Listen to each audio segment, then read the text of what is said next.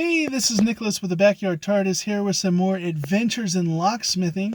Our final one of the crazy pot stories. This time, just kind of talking about me personally. I'm somebody who's super susceptible to anything. I drink a half a can of light beer and I feel the buzz. I take one Advil. It drives my wife nuts. So when it comes to pot, I can get a contact high just from being around people that smoke pot, just the smell off of them, real easy. And it's not my thing. I am, no judgment against other people, but for me personally, I don't ever want to be in a situation where I am not in control of my mental faculties and, always want to be responsible for my actions. So, not my thing. However, in my line of work, I have a lot of customers, especially since it's become legal, that are really into pot. And that means, of course, I have situations where I've felt the effect. And I've mentioned a few in these videos. I've mentioned the one with the officer and the eviction where the guy had it on a bonfire in the back, clearing out warehouses. But here's a few other situations I ran into. I had one where I was up in the mountains and I was doing a job, and the people were quite a ways off from me, and they were smoking, and I didn't even realize it was pot at first. Usually I smell it. I might have had a little bit of a cold or something at the time. I couldn't smell it, and so I didn't notice it, and I was just having so much trouble on it. So much trouble on the job, and I'm like, this is a simple job. I'm seasoned. I should be able to do this no problem. And I didn't realize what my problem was and why my brain just felt so cloudy until I got on the road. And suddenly, the road was this way, that way, windy, wibbly wobbly. I couldn't tell up from down. The moment I started driving, I was like, oh, I'm in trouble. Well, no cell service, and there's no shoulder to the side of the road. We're up in the mountains, so I have nowhere to pull over.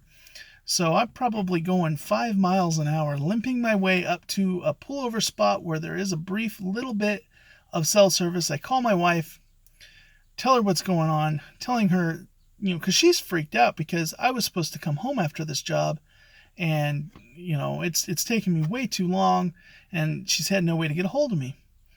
So, she's upset at first, and then she calms down. She's like, okay, I understand. And so she calls our friends that lived up there.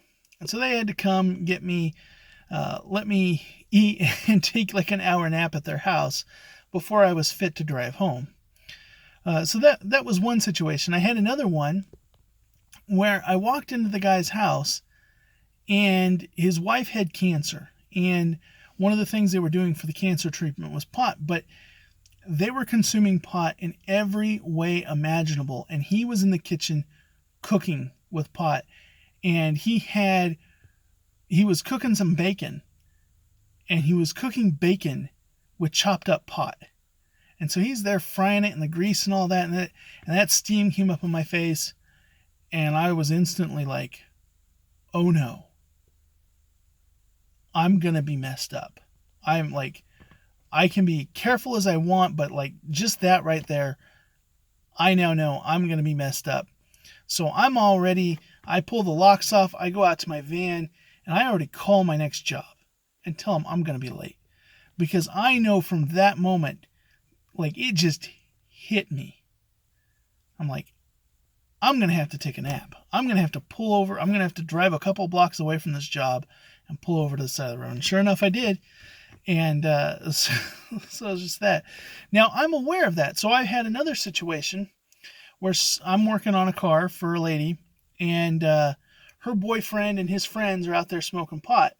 And I asked them that if they wanted to smoke pot, please do it at a distance, as I'm on the job and I can't get high.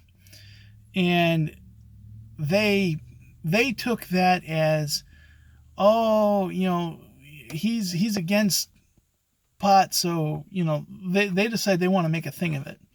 So they start coming over and specifically trying to blow me. So I call her up on the phone because she's in the house. I said, hey, this is what they're doing.